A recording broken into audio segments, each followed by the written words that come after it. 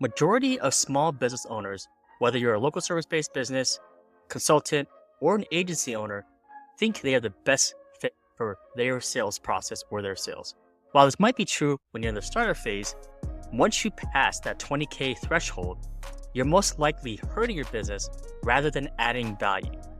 Look, every business owner goes through this specific issue. Statistics show that more than 50% of business owners are reluctant to delegate sales because they feel an emotional attachment to the process and believe that no one can sell as effectively as them. So here are a few things that actually helped me overcome this hurdle and trust my team not only to increase sales, but also free up my time so I can focus on what matters the most, which is adding value to my business and take my time back. First, you need to get into the mindset that 80% is good enough, right? If you can duplicate yourself 80% what you bring to the table, you can replicate that many times over, creating a business that runs without you and actually for you. Now, with that being said, let's go over some topics that you need to execute. 1. Implementing systems for consistent activity. 2. Product knowledge. 3. A sales framework. 4. Coaching versus managing. Now, what's crazy to me is that there are still multi-million-dollar businesses, whether they're clients of mine or colleagues, that don't use a CRM or any form of sales automation. It's very boots on the ground, filled with crisis management, where you're literally the sole person that can take out all the fires. There are tons of friendly CRMs out there like HubSpot, Go High Level, Fresh Sales, and so on. And with the CRM, you can store all your leads and have a visual pipeline to organize by lead quality or where that lead is in the specific sales journey.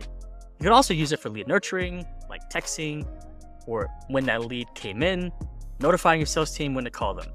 So think about how CRM could actually help your business and improve the efficiency so that you can duplicate a lot of tasks that you're currently doing right now as a business owner. Next, let's talk about product knowledge and make it easy to reference while you're on the phone with a potential customer. If you gave this framework to a receptionist or someone on your team to implement and execute, they will most likely achieve at least 80% of what you can do on the phone. And again, 80% is good enough. Now, what I like to do is called the product matrix. And the best way to actually think about this is essentially having a gamified version of your product. So the best way I can compare this to is the music industry. Right? So you've got multiple genres like hip hop, pop, country, EDM, rap, and you also know all these genres, right? And you probably know the top 5 artists of these specific genres. Of these artists, you can probably list at least 1 or 2 hit songs that they came up with. So think about this in terms of a product matrix, whether you're doing automotive restyling shop, chiropractor, med spa, gym, whatever, you could probably break it to some sort of genre or category that helps you understand or helps your receptionist or your sales team understand the actual product and improve the product knowledge. So think about it this way. Music is your product. Genre is a type of product. Artist is the features. A song is the benefits or problems that can be solved with your product. So thinking back to the automotive restyling shop, let's say someone calls and asks how to protect their bumper from rock chips. Even if you offer window tint, powder coating, detailing, or what have you, you'll know right away, or a salesperson will know right away, you know what, they said protect rock chips, I should know the benefit of that, and that's going to be a PPM. So you don't even need a script or have to take this extensive training on a specific product. Anyone could actually take this matrix and educate themselves on the actual product and know exactly what to say to a lead that asks this question. So this brings us to a sales framework that your team should follow when handling phone calls. So if they stick to the script or the framework, I can almost guarantee you that your revenue will improve with or without you deep in the weeds. So here's actually a typical sales framework that you can actually follow. I like to do intro, discovery, close. So here's an example of how that script would go. You greet the lead by the name and ask where they heard about you. Now this is pretty important because this will tell you exactly where your marketing dollars are working, where they're not, right? So if you're advertising on Google, Facebook, if they tell you, hey, I saw you guys on Google, great, you know that works, right? And then in the discovery phase, you want to ask them questions like what made you reach out to us and listen to their answers. Most of these questions will be discovery based on how they So next would be discovery questions, and ask what made them reach out to you. And then you just listen, but anchor that to lead them to which product matrix works best. Now, going into the closing or the close of the call, based on the conversation, you go into package the solution. So an example of what the closing statement would be for this automotive restyling shop would be, awesome, Ryan. Sounds like the best option for you is going to be our full frontal clear ball as it protects your bumper, your fenders, and pillars, right? So any areas, that's going to protect you based on what the customer is saying, because you ask specific questions like, hey, do you want to protect, what parts of the car do you want to protect? Do you want to protect your bumper? Do you want to protect your hood? And obviously there's packages that you know that's gonna be protected, right? Now, so going back to the example, this would be your response if it was a closing statement. Awesome, Ryan. It sounds like the best option for you is going to be our full frontal package, as that's going to protect your hood, your fenders, your bumpers, and your A-pillars. Now, I know that you mentioned you share this car with your spouse. Would you need to run this by them before booking a deposit or scheduling a date? And you're pre-framing yourself to have objections with spouse objection, but also allowing them to remind them why they want just the bumpers being protected or all the front high impact areas, right? So now imagine your team is handling hundreds of calls per month while you focus on adding value elsewhere in the business. And you might be wondering, how do I coach my team effectively without micromanaging them?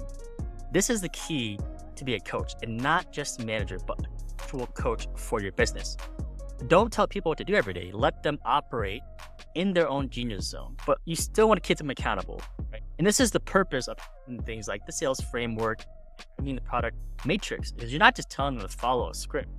They should know these certain key points on top of their head so they don't sound like a robot on the phone. To do this effectively, you need systems and processes in place. And with these systems and processes in place, you're not being the micromanager, right? You're not being the one that's saying, hey, how many calls did you do today?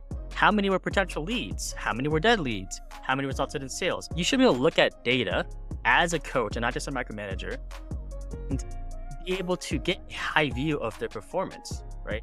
So as long as you give them the tools to do that and you have the proper system in place to do that, like a CRM, having the product matrix and following a framework, you will not only empower them to operate in their genius zone, but do their job and not you do it for them. On top of being a good coach and not just micromanaging, you want to set up weekly meetings, whether it's with a group or a one-on-one, where you go over talking points or data points to help them improve. And sitting here saying, you didn't call this lead on this specific time, you're looking over data that happens over a week period and saying, hey, look, I see that in this period of time that you maybe only called this person once or twice. Hey, I see that you called this person and maybe when you're listening to this phone call that you didn't ask these specific questions that were in this framework and you just didn't care about following the framework, right?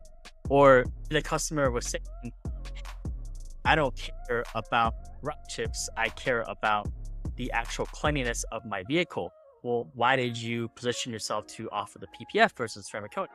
And these are things that, again, having the product matrix and on the framework will allow your team to actually execute on. So to wrap that up, this is exactly how you remove yourself from the sales process and to get back your time so you can focus on things that matter for your business. Implement systems for consistent activity. This is having a CRM, having certain data points available to you so you can look at that data without looking at it daily, but weekly, and then looking at how you can improve as a team.